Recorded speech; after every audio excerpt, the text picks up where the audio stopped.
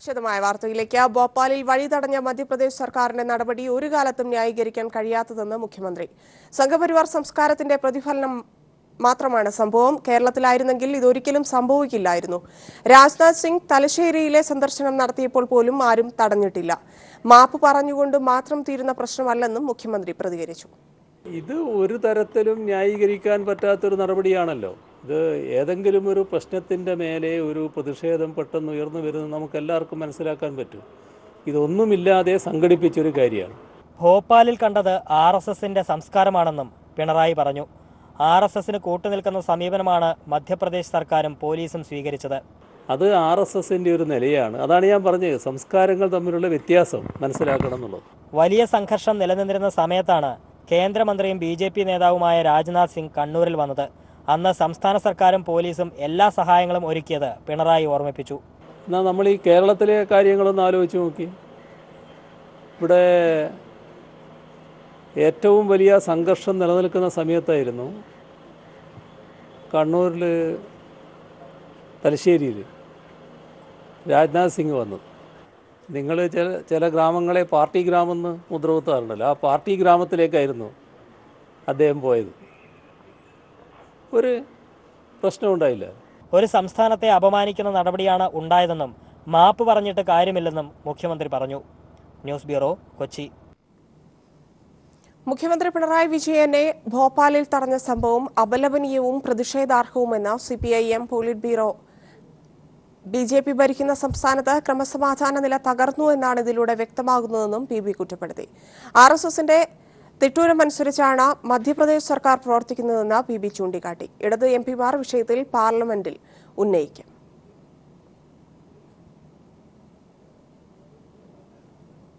മലയാളി സംഘടനകൾ സംഘടിപ്പിച്ച പരിപാടിയിൽ പങ്കെടുക്കാൻ കേരള മുഖ്യമന്ത്രി പിണറായി വിജയനെ അനുവദിക്കാതിരുന്ന നടപടി അങ്ങേയറ്റം പ്രതിഷേധാർഹവും അപലപനീയവുമാണെന്ന് CPIM പോളിറ്റ് ബ്യൂറോ പ്രസ്താവനയിലൂടെ വ്യക്തമാക്കി. മധ്യപ്രദേശിൽ RSS ആണ് ഭരണം നിയന്ത്രിക്കുന്നത് എന്നതിന്റെ ഉദാഹരണമാണ് ഭോപ്പാലിൽ കണ്ടത്. മറ്റൊരു സംസ്ഥാനത്തെ മുഖ്യമന്ത്രിക്ക് ആവശ്യമായ സംരക്ഷണം പോലും ഏർപ്പെടുത്താൻ കഴിയാത്ത വിധം BJP ഭരിക്കുന്ന സംസ്ഥാനത്ത് ക്രമസമാധാന നില തകർന്നിരിക്കുന്നുവെന്നും PB ചൂണ്ടിക്കാട്ടി. പിണറായി വിജയനുമായുള്ള കൂടിക്കാഴ്ചയ്ക്ക് മധ്യപ്രദേശ് മുഖ്യമന്ത്രി തയ്യാറാകാതിരുന്നതുകൂടി കൂട്ടിവായിച്ചാൽ എല്ലാം ആസൂത്രിത പദ്ധതിയുടെ ഭാഗമാണോ എന്ന് സംശയിക്കേണ്ടി വരുമെന്ന് PB അംഗം MA ബേബി പറഞ്ഞു. സാധാരണഗതിയിൽ ഒരു സംസ്ഥാന മുഖ്യമന്ത്രി മറ്റൊരു സംസ്ഥാനം സന്ദർശിക്കുമ്പോൾ അവിടുത്തെ മുഖ്യമന്ത്രിക്ക് സമയവും സൗകര്യവും ഉണ്ടെങ്കിൽ അവർ പരസ്പരം കാണുക എന്നുള്ളത് നമ്മുടെ ഇന്ത്യയിലെ ഒരു ജനാധിപത്യ രാഷ്ട്രീയ പ്രവർത്തന സംസ്കാരത്തിൻ്റെ ഭാഗമാണ്. അത്തരത്തിൽ മധ്യപ്രദേശ് മുഖ്യമന്ത്രിയെ കാണുന്നതിനുള്ള പരിപാടിയും ഉണ്ടായിരുന്നു. എന്നാൽ ചില അസൗകര്യങ്ങൾ പറഞ്ഞുകൊണ്ട് മധ്യപ്രദേശ് BJP മുഖ്യമന്ത്രി ആ സന്ദർശനവും ഒഴിവാക്കുകയാണ് ചെയ്തത്. ഇതിൽ നിന്നും ഇത് ആസൂത്രിതമായ ഒരു പദ്ധതിയുടെ ഭാഗം തന്നെയാണോ എന്നുള്ള സംശയം കൂടി ജനിക്കുന്നുണ്ട്. ഇതര സംസ്ഥാനങ്ങളിലെ ഭാഷാ ന്യൂനപക്ഷങ്ങളുടെ അവസ്ഥ കൂടിയാണ് സംഭവത്തിലൂടെ വ്യക്തമാകുന്നതെന്നും MA ബേബി പറഞ്ഞു. വിഷയം പാർലമെന്റിൽ ഉന്നയിക്കാനാണ് ഇടത് MPമാരുടെ തീരുമാനം. M Santhosh, news bureau, Delhi. രാഷ്ട്രീയ വിയോജിപ്പുള്ള മുഖ്യമന്ത്രിമാർക്ക് BJP ഭരിക്കുന്ന സംസ്ഥാനങ്ങളിൽ പൗരാവകാശം നിഷേധിക്കുന്നത് കേന്ദ്ര സർക്കാർ നയമാണോ എന്ന് പ്രധാനമന്ത്രി വ്യക്തമാക്കണമെന്ന് കോടിയേരി ബാലകൃഷ്ണൻ. മുഖ്യമന്ത്രിയെ തടഞ്ഞത് കേരളീയരുടെ ആത്മാഭിമാനത്തെ വ്രണപ്പെടുത്തുന്ന നടപടിയാണ്. എല്ലാം ചെയ്ത ശേഷം ഒരു ഖേദപ്രകടനം കൊണ്ട് തീർക്കാവുന്ന കാര്യമല്ല. RSSകാരിൽ നിന്ന് മുഖ്യമന്ത്രിക്ക് സംരക്ഷണം നൽകേണ്ട ഉത്തരവാദിത്വം മധ്യപ്രദേശ് സർക്കാരിനുണ്ടായിരുന്നു. കോഴിക്കോട് BJP ദേശീയ സമ്മേളനം നടന്നപ്പോൾ ഒരു പൗരാവകാശ നിഷേധവും ഉണ്ടായില്ല. ഭോപ്പാലിലുണ്ടായ അനീതിക്കും അസഹിഷ്ണുതയ്ക്കുമെതിരെ പ്രതിഷേധിക്കണമെന്നും കോടിയേരി ബാലകൃഷ്ണൻ പ്രസ്താവനയിൽ വ്യക്തമാക്കി. മുഖ്യമന്ത്രി പിണറായി വിജയന് ഭോപ്പാലിലുണ്ടായ അനുഭവം അങ്ങേയറ്റം നിർഭാഗ്യകരവും പ്രതിഷേധാർഹവുമാണെന്ന് മുൻ മുഖ്യമന്ത്രി ഉമ്മൻചാണ്ടി. ഒരു മുഖ്യമന്ത്രിക്ക് ഒരിക്കലും ഉണ്ടാകാൻ പാടില്ലാത്ത അനുഭവമാണ് ഭോപ്പാലിൽ കേരള മുഖ്യമന്ത്രിക്കുണ്ടായത്. ഈ സംഭവത്തിന്റെ നാണക്കേട് കേരള മുഖ്യമന്ത്രിക്കല്ല, മറിച്ച് മധ്യപ്രദേശ് സംസ്ഥാനത്തിനും അവിടുത്തെ മുഖ്യമന്ത്രിക്കുമാണ്. ജനാധിപത്യ സംവിധാനത്തിൽ രാഷ്ട്രീയമായ അഭിപ്രായ വ്യത്യാസങ്ങൾ സ്വാഭാവികമാണ്. എന്നാൽ അതിന്റെ പേരിൽ ഒരു മുഖ്യമന്ത്രിയെ മറ്റൊരു സംസ്ഥാനത്ത് തടയാൻ ശ്രമിക്കുന്നത് ഒരു കാരണവശാലും അംഗീകരിക്കാനാകുന്നതല്ലെന്നും ഉമ്മൻചാണ്ടി വാർത്താക്കുറിപ്പിൽ പറഞ്ഞു. സഹകരണ മേഖലയെ തകർക്കാനുള്ള ശ്രമത്തെ ന്യായീകരിക്കുന്നവർക്ക് സങ്കുചിത രാഷ്ട്രീയ താൽപര്യം മാത്രമാണുള്ളതെന്ന് പിണറായി വിജയൻ. ഔചിത്യമില്ലാതെ നടപ്പാക്കിയ കറൻസി പരിഷ്കരണത്തെ ന്യായീകരിക്കാനാണ് കേന്ദ്രം ഡിജിറ്റലൈസേഷനെ കുറിച്ച് സംസാരിക്കുന്നത്. സർവീസ് ചാർജ് ഇനത്തിൽ വൻ തുക ഈടാക്കാൻ റിലയൻസിനും മറ്റും അവസരമൊരുക്കുകയാണ് ഇതുവഴി കേന്ദ്ര സർക്കാർ എന്നും മുഖ്യമന്ത്രി കുറ്റപ്പെടുത്തി. സഹകരണ സംരക്ഷണ ക്യാമ്പയിൻ ഉദ്ഘാടനം ചെയ്ത് സംസാരിക്കുകയായിരുന്നു അദ്ദേഹം. പക്ഷേ എന്താണ് അതിൻ്റെ ഉന്നം? നമ്മുടെ നാട്ടിലെ അധ്വാനിച്ചുണ്ടാക്കുന്ന കാശ്, ആ കാശ് ഒരു സാധനം വാങ്ങുമ്പോൾ അതിൻ്റെ വില കൊടുത്ത് ആ സാധനം നമ്മൾ വാങ്ങുന്നു. ഇതിന് കുറച്ച് പൈസ ഓർഡറാക്കി ഇരിക്കട്ടെ എന്ന നിലപാട് സ്വീകരിക്കും ആരെങ്കിലും? സാധാരണ നിങ്ങൾ ഈ പറയുന്ന എല്ലാ കാർഡിനും ഒരു സർവീസ് ചാർജ് ഉണ്ട്, അതിൻ്റെ ഭാഗമായിട്ടൊരു കാശ് കൊടുക്കണം. അതിൽ ഏറ്റവും കൂടുതൽ റിലയൻസിനെ പോലുള്ളവർക്ക് കിട്ടാനാണ് ഇതിൻ്റെ കണക്ക് കൂടുന്നത്. അങ്ങനെയുള്ളവരെ തടിപ്പിക്കാനുള്ള വശമാണിപ്പോൾ ചിലർ ആലോചിച്ചുകൊണ്ടിരിക്കുന്നത്. സഹകരണ ബാങ്കുകളിലെ നിക്ഷേപത്തെ ചോർത്തിയെടുക്കാനുള്ള ചിലരുടെ ശ്രമമാണ് കുപ്രചരണത്തിനു പിന്നിൽ. സഹകരണ ബാങ്കുകൾക്കൊന്നും മറച്ചുവെക്കാനില്ലെന്നും KYC പാലിക്കാൻ തയ്യാറാണെന്നും പിണറായി വിജയൻ പറഞ്ഞു. അതായത് നോ യുവർ കസ്റ്റമർ അല്ലേ, അത് പൂർണ്ണമായി സഹകരണ മേഖല പാലിക്കുന്നു. അത് പാലിക്കുന്നതിന് ഒരു പ്രയാസവും സഹകരണ മേഖലയ്ക്ക്. അപവാദ പ്രചരണങ്ങൾക്കെതിരെ 1 മാസം നീണ്ടു നിൽക്കുന്ന ക്യാമ്പയിൻ ആരംഭിച്ചു. സഹകാരികളും ജീവനക്കാരും വീടുകൾ സന്ദർശിച്ച് പ്രചരണം നടത്തും. മന്ത്രി കടകംപള്ളി സുരേന്ദ്രൻ, ഇടതുവലതു മുന്നണി നേതാക്കൾ, മുൻ മന്ത്രി KM മാണി തുടങ്ങിയ ഒട്ടേറെ പ്രമുഖർ ചടങ്ങിൽ പങ്കെടുത്തു. News bureau, Kochi. വാർത്തകളിലേക്ക്. GST കൗൺസിലിന്റെ 6ാമത്തെ യോഗം ഇന്ന് ദില്ലിയിൽ ചേരും. സേവന നികുതി പിരിക്കുന്ന കാര്യത്തിൽ തർക്കമുന്നയിക്കുന്ന സംസ്ഥാനങ്ങളെ അനുനയിപ്പിക്കുകയാണ് കേന്ദ്രത്തിന്റെ ലക്ഷ്യം. എന്നാൽ 1.5 കോടിയിൽ താഴെ വരുമാനമുള്ളവരുടെ നികുതി പിരിക്കൽ അധികാരം സംസ്ഥാനങ്ങൾക്ക് നൽകണമെന്ന നിലപാടിൽ കേരളം ഉറച്ചു നിൽക്കുമെന്ന് തോമസ് ഐസക് പറഞ്ഞു. സാധാരണയിൽ എത്തിയില്ലെങ്കിൽ GST ഏപ്രിൽ 1 പ്രാബല്യത്തിൽ വരുത്താനാകില്ല. 1.5 കോടിയിൽ താഴെ വരുമാനമുള്ളവരുടെ നികുതി പിരിക്കുന്ന കാര്യത്തിൽ കേന്ദ്രവും സംസ്ഥാനവും തമ്മിൽ ധാരണയിലെത്താത്ത സാഹചര്യത്തിൽ കൂടിയാണ് ഇന്ന് GST ചർച്ച നടക്കുന്നത്. ഡിസംബർ 16 അവസാനിക്കുന്ന പാർലമെന്റിന്റെ ശൈത്യകാല സമ്മേളനത്തിൽ മാതൃക GST ബിൽ പാസാക്കുകയാണ് കേന്ദ്ര സർക്കാർ ലക്ഷ്യം. എന്നാൽ 1.5 കോടിക്ക് താഴെയുള്ള വിനിമയങ്ങൾക്ക് സേവന നികുതി പിരിക്കാനുള്ള അവകാശം സംസ്ഥാനങ്ങൾക്ക് വേണമെന്നാണ് കേരളം ഉൾപ്പെടെയുള്ള സംസ്ഥാനങ്ങൾ ആവശ്യപ്പെട്ടത്. സംസ്ഥാനങ്ങളുടെ ആവശ്യം കേന്ദ്രം ഇതുവരെ അംഗീകരിച്ചിട്ടില്ല. നികുതി അധികാരത്തിൽ തീരുമാനമെടുക്കാതെ ബില്ലുകൾക്ക് കൗൺസിലിന്റെ അംഗീകാരം നൽകില്ലെന്ന് കേരളം, ബംഗാൾ, ഉത്തർപ്രദേശ് തുടങ്ങിയ സംസ്ഥാനങ്ങൾ കഴിഞ്ഞ GST ചർച്ചകളിൽ ഉറച്ച നിലപാടെടുത്തിരുന്നു. ഈ നിലപാട് കേരളം ഈ യോഗത്തിലും ആവർത്തിക്കുമെന്ന് ധനമന്ത്രി തോമസ് ഐസക് പറഞ്ഞു. ഇന്നത്തെ GST യോഗത്തിലെ ധാരണ ഉണ്ടാവുമെന്ന് ഞാൻ പ്രതീക്ഷിക്കുന്നില്ല. കാരണം ഒരു സമവായത്തിനുള്ള അന്തരീക്ഷം കേന്ദ്ര സർക്കാർ തകർത്തിരിക്കുകയാണ്. GST കൗൺസിലിൽ എടുത്തു വന്ന നിലപാടുകളൊന്നും ഒരു വിട്ടുവീഴ്ചയ്ക്കും കേരളം തയ്യാറാവില്ല. അത്തരമൊരു നിലപാട് മറ്റ് സംസ്ഥാനങ്ങളും സ്വീകരിക്കുമെന്ന് പ്രതീക്ഷിക്കുന്നു. തർക്ക വിഷയങ്ങളിൽ തീരുമാനമായില്ലെങ്കിൽ അടുത്ത വർഷം ഏപ്രിൽ 1 മുതൽ GST നടപ്പാക്കാനാകില്ല. അങ്ങനെ വന്നാൽ സെപ്റ്റംബർ 1 മുതൽ GST നടപ്പാക്കാമെന്നാണ് കേന്ദ്രത്തിന്റെ ആലോചന. Manushankar, news bureau, Delhi. KSRTCക്ക് ഇനി വായ്പ നൽകാനാകില്ലെന്ന് ധനമന്ത്രി ഡോക്ടർ തോമസ് ഐസക്. KSRTCയെ രക്ഷിക്കാൻ കർമ്മപദ്ധതി തയ്യാറാക്കണമെന്നും ധനമന്ത്രി ദില്ലിയിൽ പറഞ്ഞു. KSRTC അതീവ ഗുരുതരമായൊരു പ്രതിസന്ധി നേരിട്ടുകൊണ്ടിരിക്കുക. കഴിഞ്ഞ 5 വർഷമായിട്ട് പ്രതിസന്ധി നേരിടുന്നതിന് ചെയ്തുകൊണ്ടിരിക്കുന്ന ഓരോ മാസവും നഷ്ടം വരുന്നത് കടം മേടിക്കുക എന്നുള്ളത്. അങ്ങനെ കഴിഞ്ഞ UDF സർക്കാർ അധികാരത്തിൽ വരുമ്പോൾ 1400 രൂപയായിരുന്ന കടം ഇന്നിപ്പോൾ 4000 കോടി രൂപയ്ക്ക് അടുത്ത് വന്നിരിക്കുക. ഇത് ഇങ്ങനെ തുടരാൻ കഴിയില്ല. കടം മേടിക്കലൊരു പ്രതിവിധിയല്ല. തൽക്കാലം ഇപ്പോൾ നിവൃത്തിയുള്ളൂ. പക്ഷേ എത്രയും പെട്ടെന്ന് KSRTC ലാഭവും നഷ്ടവും ഇല്ലാതെ പ്രവർത്തിക്കുന്നതിന് ഒരു കർമ്മ പദ്ധതി തയ്യാറാക്കിയേ തീരും, ഒരു പാക്കേജ് തയ്യാറാക്കിയേ തീരും. അപ്പോൾ അതിനുള്ള പ്രവർത്തനങ്ങൾ മാനേജ്മെൻറ്റ് മുൻകൈ എടുക്കേണ്ടതുണ്ട്. KSRTCയെ സർക്കാർ കൈയൊഴിയില്ലെന്ന് ഗതാഗത വകുപ്പ് മന്ത്രി AK ശശീന്ദ്രൻ. ധനമന്ത്രിയുടെ നിലപാട് നിഷേധാത്മകമല്ലെന്നും മന്ത്രി കോഴിക്കോട് പ്രതികരിച്ചു. ശമ്പളം കൊടുക്കാനുള്ള തുക എപ്രകാരത്തിൽ കണ്ടെത്തണം, ഇപ്പോഴത്തെ കളക്ഷൻ വെച്ചുകൊണ്ട് നമുക്കിത് മുമ്പോട്ട് പോകാൻ കഴിയുമോ, അങ്ങനെ വരാത്ത സാഹചര്യത്തിൽ കളക്ഷൻ വർദ്ധിപ്പിക്കാൻ എന്ത് ചെയ്യണം തുടങ്ങിയ ഒരു കർമ്മ പദ്ധതി ആവശ്യമാണ്. അതിനെക്കുറിച്ച് ഒരു നിഷേധാത്മക നിലപാടിൽ ആരും തന്നെ അതിനെ കാണേണ്ടതില്ല. കാരണം ഞാൻ രാവിലെയും കൂടെ ഈ കാര്യം അദ്ദേഹത്തോട് സംസാരിച്ചിട്ടുള്ളതാണ്.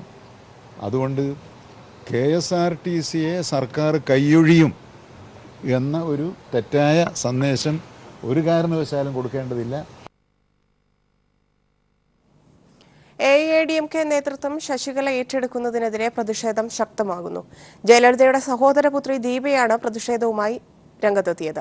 ജയലളിതയുടെ യഥാർത്ഥ പിൻഗാമി താനാണെന്ന് ദീപ പറയുന്നു. ശശികല നേതൃത്വം ഏറ്റെടുക്കുന്നത് ജനാധിപത്യ വിരുദ്ധമെന്നും ദീപ. ഒരു ദേശീയ മാധ്യമത്തിന് നൽകിയ അഭിമുഖത്തിലാണ് ജയലളിതയുടെ ഏക സഹോദരന്റെ പുത്രിയായ ദീപ ജയകുമാർ അണ്ണാം DMK നേതൃസ്ഥാനം ശശികല ഏറ്റെടുക്കുന്നതിനെതിരെ ശക്തമായി രംഗത്തെത്തിയത്. പാർട്ടി നേതൃത്വം ഏറ്റെടുക്കാനുള്ള ശശികലയുടെ തീരുമാനം ജനാധിപത്യ വിരുദ്ധമാണെന്ന് ദീപ ആരോപിച്ചു.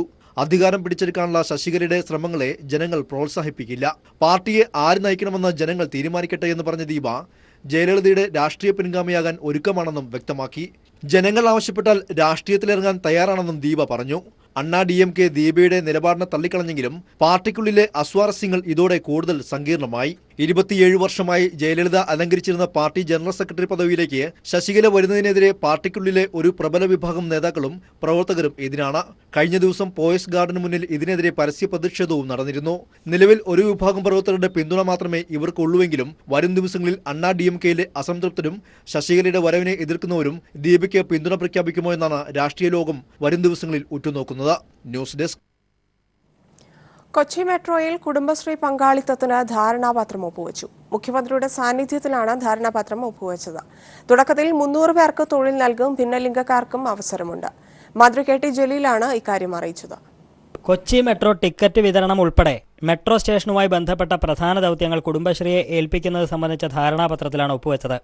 മുഖ്യമന്ത്രി പിണറായി വിജയന്റെ സാന്നിധ്യത്തിൽ KMRLന്റെയും കുടുംബശ്രീയുടെയും പ്രതിനിധികളാണ് ധാരണാപത്രത്തിൽ ഒപ്പുവെച്ചത്. 22 മെട്രോ സ്റ്റേഷനുകളിൽ ticketing, customer relation, house keeping, parking നിയന്ത്രണം, ക്യാൻറ്റീൻ എന്നിവിടങ്ങളിലേക്കാണ് കുടുംബശ്രീ പ്രവർത്തകരെ നിയമിക്കുക. തുടക്കത്തിൽ 300 പേർക്ക് തൊഴിൽ ലഭിക്കും. പിന്നീട് യോഗ്യതയ്ക്കനുസരിച്ച് 1800 പേർക്ക് ജോലി ലഭിക്കുമെന്നും യോഗത്തിൽ പങ്കെടുത്ത മന്ത്രി KT ജലീൽ പറഞ്ഞു. കുടുംബശ്രീ ഒരു മീഡിയേറ്റർ മാത്രമായിരിക്കും. കൊച്ചിൻ മെട്രോ എന്താണോ വാഗ്ദാനം ചെയ്യുന്നത് ആ എൻറ്റയർ ആയിട്ടുള്ള എമൗണ്ടും നമ്മളുടെ ഇതിലെ അംഗങ്ങൾക്ക്, കുടുംബശ്രീയിലെ ജോലിക്കാർക്ക് ലഭിക്കുമെന്നുള്ളതാണ് ഈ MOUവിന്റെ ഏറ്റവും വലിയ പ്രത്യേകത. കൊച്ചി മെട്രോയുടെ ഇതുവരെയുള്ള നിർമ്മാണ പുരോഗതി യോഗം വിലയിരുത്തി. DMRC മുഖ്യ ഉപദേഷ്ടാവ് E. ശ്രീധരൻ, മുഖ്യമന്ത്രിയുടെ principal secretary Nalini Netto, KMRL MD Elias George, collector Muhammad Y Safirulla എന്നിവരും യോഗത്തിൽ പങ്കെടുത്തു. News bureau, Kochi. വാർത്തകളിലേക്ക്. പുതിയ DCC അധ്യക്ഷന്മാരെല്ലാം സർവ്വതായോഗ്യരും സ്ഥാനമൊഴിയുന്നവർ അയോഗ്യരുമാണെന്ന അഭിപ്രായമില്ലെന്ന് നേതൃത്വം തന്നെ പറഞ്ഞിട്ടുണ്ടെന്ന് KPCC ഉപാധ്യക്ഷൻ MM ഹസൻ. തങ്ങളിൽ ചിലരെ നിലനിർത്തുമെന്ന് കരുതിയതായി സ്ഥാനമൊഴിയുന്ന DCC പ്രസിഡന്റ് കരംകുളം കൃഷ്ണപിള്ളയും പറഞ്ഞു.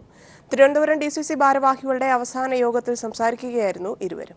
ഈ മാറിയ DCC പ്രസിഡന്റുമാരെല്ലാം അയോഗ്യന്മാരാണെന്നും പുതുതായി വന്ന DCC പ്രസിഡന്റുമാരെല്ലാം സർവ്വതായോഗ്യന്മാരാണെന്നുള്ള അഭിപ്രായമില്ലെന്ന് നേതാക്കന്മാർ തന്നെ പറഞ്ഞു. ഈ പുനഃസംഘടനയിൽ ഒരാളിൻ്റെ പേര് പോലും വ്യക്തിപരമായി പരാമർശിക്കാത്തവരാണ്.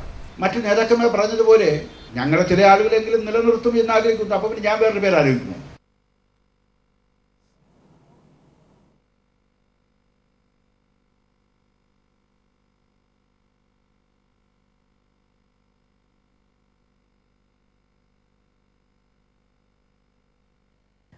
അഭ്രപാളിയിൽ ആസ്വാദക മനം നിറച്ച അനന്തപുരി. ചലച്ചിത്രമേളയുടെ 3ാം ദിനം ഒരുപിടി നല്ല സിനിമകളും ജനപങ്കാളിത്തവും കൊണ്ട് ശ്രദ്ധേയമായി. ലോക സിനിമയിൽ പാബ്ലോ നെരൂദയുടെ ജീവിതം പറയുന്ന നെരൂദയും, മത്സരവിഭാഗത്തിൽ മലയാളി സംവിധായക വിധു വിൻസെന്റിന്റെ മാൻഹോളും മികച്ച പ്രതികരണം നേടി. കിം കി-ഡുക്കും ദി നെറ്റും ഇന്ന് പ്രദർശനത്തിനെത്തി. ലോകത്തിരക്കാഴ്ചകളിൽ അമർന്ന പ്രതിനിധികളും അനന്തപുരിയും. മേളയുടെ 3ാം ദിനം ശ്രദ്ധേയമാകുന്നത് ഒരുപിടി നല്ല സിനിമകളും വൻ പ്രേക്ഷക പങ്കാളിത്തവുമാണ്. പാബ്ലോ നെരൂദ എന്ന വ്യക്തിക്കും കവിക്കുമിടയിലെ വൈരുദ്ധ്യം പരിശോധിക്കുന്ന നെരൂദ എന്ന ചിത്രം 3ാം ദിനം പ്രേക്ഷകരെ കയ്യിലെടുത്തു. ലോക സിനിമാ വിഭാഗത്തിൽ പ്രദർശിപ്പിച്ച ചിത്രം പാബ്ലോ ലറൈനാണ് സംവിധാനം ചെയ്തിരിക്കുന്നത്. ശരിയായ ചരിത്രമാണല്ലോ ശരിയുടെ നെരൂദയുടെ.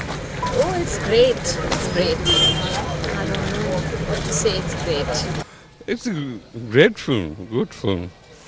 It's good to see that we see films like this in this kind of festival, and that's the major part of this festival. മത്സര വിഭാഗത്തിൽ മലയാളി സംവിധായിക വിധു വിൻസെന്റിന്റെ മാൻഹോൾ പ്രേക്ഷകരെ ചിന്തിപ്പിക്കുകയും ചെയ്തു. മത്സര വിഭാഗത്തിലെ മറ്റു ചിത്രങ്ങളായ ഈജിപ്ഷ്യൻ ചിത്രം ക്ലാഷ്, തുർക്കി ചിത്രം കോൾഡ് ഓഫ് കലണ്ടർ എന്നിവയും നിറഞ്ഞ സദസ്സിലാണ് 2ാം പ്രദർശനം നടത്തിയത്. സ്ഥിരം മേളയിലെ താരമായ കിം കി-ഡുക് ചിത്രം ദി നെറ്റ് വൈകിട്ട് മേളയിൽ പ്രദർശിപ്പിക്കും. നിശാഗന്ധിയിലാണ് ചിത്രത്തിന്റെ പ്രദർശനം. News bureau, Thiruvananthapuram. മത്സരവിഭാഗത്തിൽ പ്രദർശിപ്പിച്ച വിധു വിൻസെന്റിന്റെ മലയാള ചിത്രം മാൻഹോളിന് മികച്ച പ്രതികരണം. മാൻഹോൾ വൃത്തിയാക്കുന്നവരുടെ ജീവിതവും ദുരിതവുമാണ് ചിത്രം പറയുന്നത്. ആദ്യമായി കേരളത്തിൽ നിന്നുള്ള സ്ത്രീ സംവിധായികയുടെ ചിത്രം മത്സരവിഭാഗത്തിൽ പ്രദർശിപ്പിച്ച് ചരിത്രം കുറിച്ചു. സമൂഹത്തിൽ ആരും കാണാതെ പോകുന്ന ഒരു കൂട്ടം ജീവിതങ്ങൾ, അവരെയാണ് മാൻഹോൾ വരച്ചുകാട്ടിയത്. മാൻഹോൾ വൃത്തിയാക്കുന്ന അയ്യപ്പസ്വാമി, ഭാര്യ വീട്ടുജോലിക്കാരിയായ പാപ്പാത്തി, മകൾ ശാലിനി എന്നിവരിലൂടെയാണ് ദുരിത ജീവിതങ്ങളുടെ കഥ സംവിധായിക വിധു വിൻസെന്റ് പറയുന്നത്. മത്സര വിഭാഗത്തിലെ ആദ്യ പ്രദർശനം തന്നെ നിറഞ്ഞ സദസ്സിലും ഒപ്പം മികച്ച പ്രതികരണവും. നല്ല പടമാണ്, നല്ലൊരു ആശയം മുന്നോട്ട് വച്ചിരിക്കുന്നു. അത് വളരെ നന്നായിട്ട് അവതരിപ്പിച്ചിട്ടുണ്ട്. വിധു വിൻസെന്റിന്റെ മാൻഹോൾ നല്ലൊരു പടമാണ്. ഒരു പ്രത്യേക വിഭാഗത്തിലുള്ളവരെ മാറ്റി നിർത്തപ്പെട്ടതിനെ കുറിച്ച് സമൂഹത്തിന് മുന്നിലേക്ക് കൊണ്ടുവരാൻ പറ്റില്ല ഈ സിനിമയിലൂടെ. അപ്പോൾ അവർ അനുഭവിക്കുന്ന സ്ട്രഗിളൊക്കെ ഈ പടത്തിലൂടെ നമുക്ക് മനസ്സിലാക്കാൻ പറ്റുന്നു. ആദ്യമായി മലയാളി സ്ത്രീ സംവിധായികയുടെ ചിത്രം മേളയുടെ മത്സര വിഭാഗത്തിൽ പ്രദർശിപ്പിച്ച് ചരിത്രവും കുറിച്ചു വിധു വിൻസെന്റ്. ചിത്രത്തിന്റെ ആദ്യ പ്രദർശനത്തിന് മാൻഹോളിലെ അഭിനേതാക്കളും അണിയറ പ്രവർത്തകരും കോളനിവാസികളും എത്തിയിരുന്നു. ചിത്രത്തിന്റെ ഭാഗമാകാൻ കഴിഞ്ഞതിന്റെ സന്തോഷത്തിലായിരുന്നു താരങ്ങൾ. പ്രത്യേകിച്ചും IFFK കോമ്പറ്റീഷൻ വിഭാഗത്തിൽ സെലക്ഷൻ കിട്ടിയത് തന്നെ ഏറ്റവും വലിയ കാര്യം. ഭയങ്കര ഹാപ്പിയാണ് ആ ഒരു കാര്യത്തിൽ. നമ്മൾ എന്ന് പറഞ്ഞാൽ വളരെ ജെന്യുവിനായിട്ടുള്ളൊരു വർക്കാണ്. അപ്പോൾ അങ്ങനെ അവരുമായിട്ടൊരു എന്താ പറയുക, ഒരുമിച്ച് ഒരു ഗിവ് ആൻഡ് ടേക്കോ, ഒരു ഷെയറിങ്ങോ, ഒരു ഇൻട്രാക്ഷനോ, അങ്ങനെയാണ് ഇതിൻ്റെ ആക്ടിങ്. ആക്ച്വലി നമ്മളൊരു ചെറിയ അങ്ങോട്ടും ഇങ്ങോട്ടുള്ള റെസ്പോൺസ് മാത്രമാണ്. ജോലിയുടെയും ജാതിയുടെയും പശ്ചാത്തലത്തിൽ ഒരു വിഭാഗത്തെ തന്നെ സമൂഹത്തിൽ നിന്നും അകറ്റുന്നു. ഈ ദുരിത ജീവിതങ്ങളെ നേരിട്ട് അടുത്തറിഞ്ഞായിരുന്നു സിനിമ യാഥാർത്ഥ്യമാക്കിയതെന്ന് വിധു വിൻസെന്റും വ്യക്തമാക്കി. ഷീജ, തിരുവനന്തപുരം.